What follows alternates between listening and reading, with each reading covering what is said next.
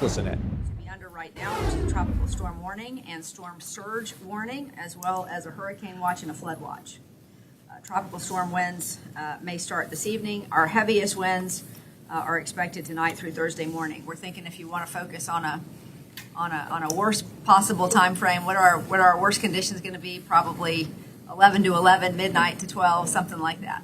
Okay, so that's what we're looking at. Beaches and intracoastal, 30 to 50 mile per hour winds with occasional gusts of 50 to 60. High profile buildings, 40 to 60 miles per hour with gusts of 60 to 70, and inland areas, 25 to 40 miles per hour with occasional gusts of 40 to 50. We are expecting rainfall. This is better news. We're expecting rainfall of 1 to 4 inches with locally higher amounts, maybe a little bit more at the beaches, but that's really what we're looking at, which is much better, if you remember, than our projections a few days ago. So we're grateful for that, because that was an area of big concern for us when it came to flooding.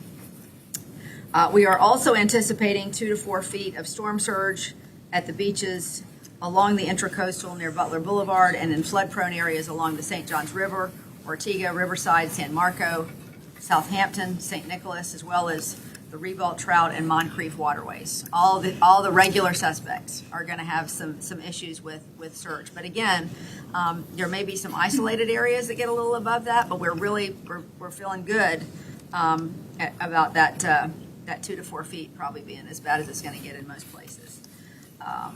All right, you can expect river flooding at the height of the storm and at peak tides after the worst of the storm has passed, in particular Thursday and Friday afternoon.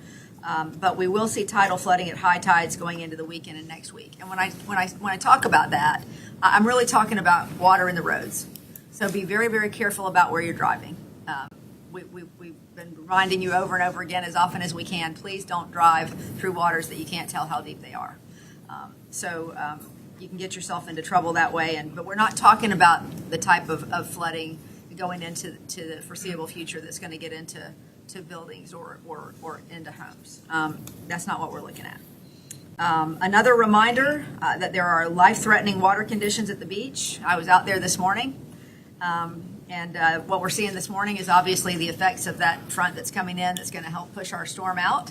But that's already causing some treacherous wave conditions out there. So don't even think about it. Don't go out in the water. There's nobody out there. There's no lifeguards to save you, and we're not going to send anybody into harm's way to do that. So please just don't go in the water. New updates for you. Let's see. Our 6 city managed shelters opened at 8 a.m. this morning. We currently have 372 people sheltering in those, with another 8 special needs, so 380 in total.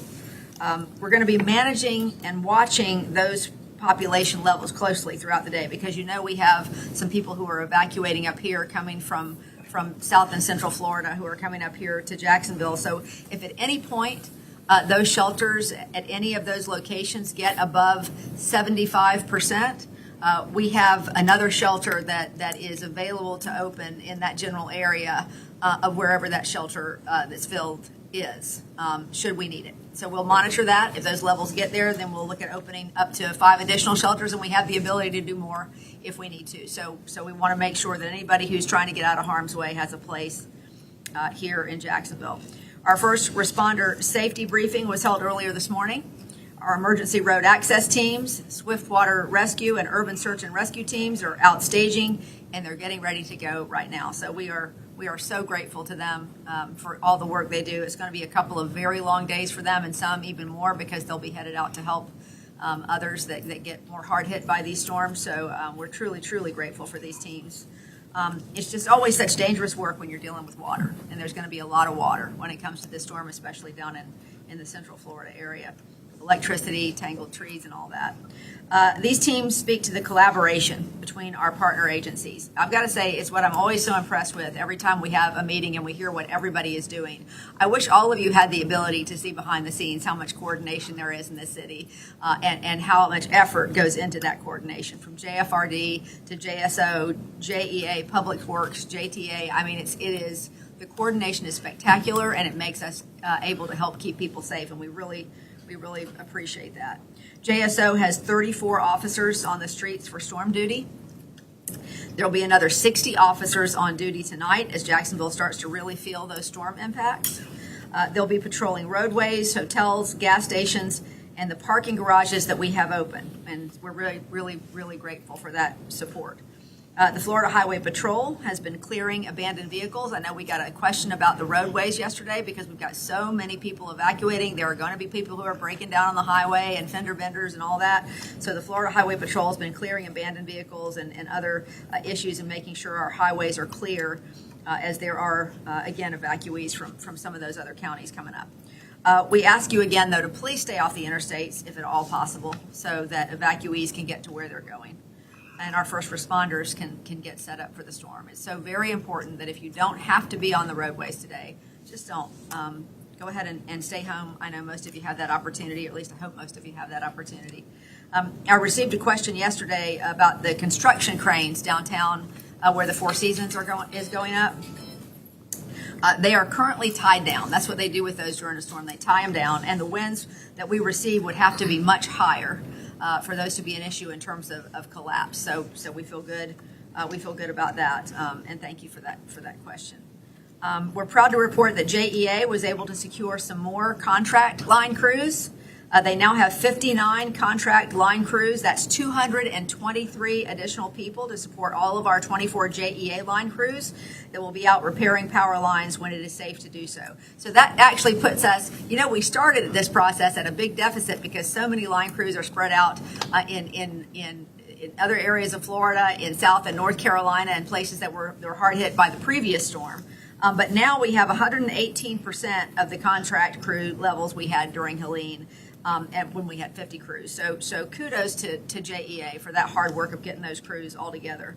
JEA also has 10 contract line crews working with our emergency road access teams that will be keeping roadways clear for first responders. And they have vegetation crews out clearing trees away from power lines, which will be another important, hopefully will help us to avoid losing some power. JEA crews will be working tonight until it's no longer safe, and they consider no longer safe after wind speeds get above 30 miles per hour. Then they'll have to stand down until the winds drop a bit. Then crews will start from 6 a.m. to 10 p.m. shifts tomorrow. Night crews will work from 4 p.m. to 8 a.m. Water and wastewater may be affected due to power outages and rainfall. JEA will be monitoring constantly and deploying portable pumps and generators. Again, please be patient as they work to safely get everything back in order. It's really a big effort, and they're going to be working as hard as they can and as safely as they can. JTA has been hard at work as well. In addition to providing free rides to shelters, they have transported more than 140 people and another 11 people with special medical needs. They've also provided 6 buses to move our contract line crews for JEA. So again, you've got that coordination going between our agencies. Flood detours for JEA service will be announced today, depending on our weather conditions. Spot detours will be implemented for any debris in the roadways, and service will be suspended when and if sustained winds hit 35 miles per hour. Public Works has 20 extra crews right now out picking up yard waste. The beaches are doing the very same thing. So we are doing our very best to get as much yard waste up and out before this storm gets here. But please be patient and do not please put anything more on the curb today that does not have to be there until after this storm passes. We'll do our best to get to it as quickly as we can. But if you've got something that's sitting out and we don't get to it by the time we're getting into the darkness of night, try to get it close to the house or someplace where it won't fly around. The Mowing and Landscaping teams are also out taking care of hazard tree tickets, and additional teams are doing final cleanup of ditches, drainage and inlets. So again, just very proud of the collaboration and partnership we have across the city with our partners.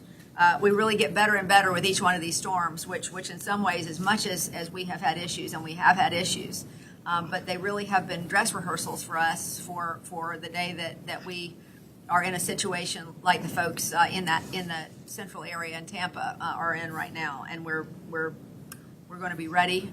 We are ready, and we're going to be ready when that day, hopefully not for a long time, ever comes. In that spirit of collaboration, this next update will make you feel good. So last night, under City Council President Randy White's leadership, the council voted to provide $150,000 to our local Red Cross, and they were matched with another $50,000 from Jacksport, $50,000 from JEA, and $50,000 from JTA. So a total of $300,000 is going toward the Red Cross storm response, and that is thanks to the City Council and our partners for their compassion and for setting an example. So really, our local Red Cross desperately needs that money, and we very much appreciate that. Just to get through some things that you may already know, but I want to make sure that we emphasize, no evacuation orders for Duval County. While some of our neighboring counties have issued evacuation orders, Duval County has not. We are, again, asking for folks who are in a trailer or older home in a low-lying area, in an area with heavy tree canopies, just find a place to get away from those for a little while, even if it's at a friend's house that's a few miles down the road, or use one of our shelters. But when these winds come up, we just want to make sure that you're safe, the winds and waters. Once again, our shelters, we have 6 that are open right now. Atlantic Coast High School, Chaffee Trail Elementary, the Legend Center, Landmark Middle School, La Villa School of the Arts, and Arlington Middle School. Those are the shelters we currently have open. JTA will be providing free transportation to those shelters, and they started that this morning at 8 a.m. If you have any special medical needs or special need transport to a shelter, please call 630-CITY, and we can set that up for you. That's 630-2489. American Sign Language interpreters will be at Atlantic Coast High School and at the Legend Center. If you're going to one of the shelters, you're going to need to bring your own snacks and bedding if you decide to go to a shelter, along with your ID, medications, and personal care items if you have pets. Each family is authorized to bring up to 3 pets, which includes dogs, cats, ferrets, and pocket pets like hamsters and gerbils. As we said yesterday, no reptiles, please. Visit jacksready.com/Milton to get more information about what you should bring with you for your family and for your pets. And this is another piece of information. If you are leaving the area and you have your pets with you, this is true for Jacksonville too, but our hotels are pretty filled up right now.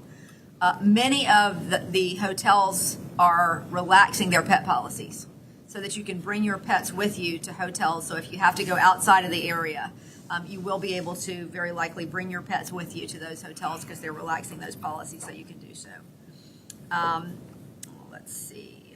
We talked yesterday about Ken Knight Drive, very likely to flood. JTA is providing shuttles for those folks over to the Legend Center. JTA bus routes are continuing to run their regular cadence as long as it's safe to do so. And we'll inform you if there are any interruptions there. St. John's River Ferry is now closed through October the 10th. And the Skyway is closed and will open on the 10th as well. So JTA will communicate any service interruptions through their website, social media channels, or the MyJTA app, along with obviously our Jax Ready app, which updates everything all the time. So, on that front, on the Jax Ready app, I want to let you know that we have a new dashboard that's going to go live on Jax Ready. We've got a series of dashboards to try to increase transparency around the city. And we've added a one for Jax Ready just so you can see the usage there. And we already have tremendously greater usage for this one. I think double the usage that we had during Helene. So people are paying attention, and they are going to that app, to that website to find out information. We appreciate that very much, that our citizens are taking advantage of that. Let's see. At the airport, it is still open. A small number of cancellations have been reported, but again, you're going to have to check with your particular airline to see if your flight's canceled. The airport will remain open unless all flights are canceled, and at that point, the airport will close. But right now, they are open for business. If you have tickets to an upcoming event, please check with the venue to find out if that's still taking place. And I want to remind you one more time about the parking garages. This is the first time we've done this. We're opening our city parking garages free of charge through Friday if you're worried about your car getting water damage. So Water Street Garage, Ed Ball Building, and the Yates Building, and the Duval Street Garage all open, and JTA again will open the King Street, or has already opened the King Street or the Kings Avenue Garage for free too. For the first time ever, we have tiger dams that are being set up to help with the storm surge at the beaches. Those are not there yet. There was some confusion about that yesterday, but what we understand is, and I think I have a list here. The tiger dams that are set up right now, we have tiger dams installed at Landon Park Lift Station. That's just north of San Marco Boulevard. Children's Way Lift Station. Fire Station 11 on Talleyrand, Fire Station 13 at 1411 Atlantic Boulevard, and Fire Station 23 at 5323 Ortega Boulevard. So what we're still waiting for, and we are told they are en route now. They don't take but a few minutes to set up, so this is not going to be a problem. The state says they are en route to setting up the ones at Atlantic Boulevard. These are all things the state is setting up. One Atlantic Boulevard, 20 Seagate Avenue, and one Ahern Street. Those are all en route to being set up right now. The state says that they've given out as many of those as they have. They've gotten so many requests with such a wide swath of area affected, so we won't be able to set any more up beyond the ones that I just mentioned. Again, want to mention about garbage and recycling. That's going to be Thursdays will be rescheduled to Saturday because we will not have crews out Thursday. Friday collection for garbage and recycling is anticipated to occur as normal. Yard waste and debris collections will resume in an ongoing manner on Friday until all debris is removed from both Helene and Milton. So I think that is just about it. We have at 630 City, I want to let you know that we have also tried something else new this time. We have representatives embedded there from JSO, JFRD, and JTA to make sure that we can accommodate those issues very quickly if there are things that people need to know or need to be handled by those agencies. They're going to be embedded there at 630 City. They're now 24 hours through the rest of the storm. And as always, you can go to jacksready.com/Milton for more information on all of this. I know that was a lot of information. What we're going to do today is we're going to just go ahead and take questions. If you have questions for me, if you have questions for any of our folks back here, if you have questions for Al at the National Weather Service, you can ask, but we're just going to go straight to questions. And we, by the way, we'll meet back here again at 6:20.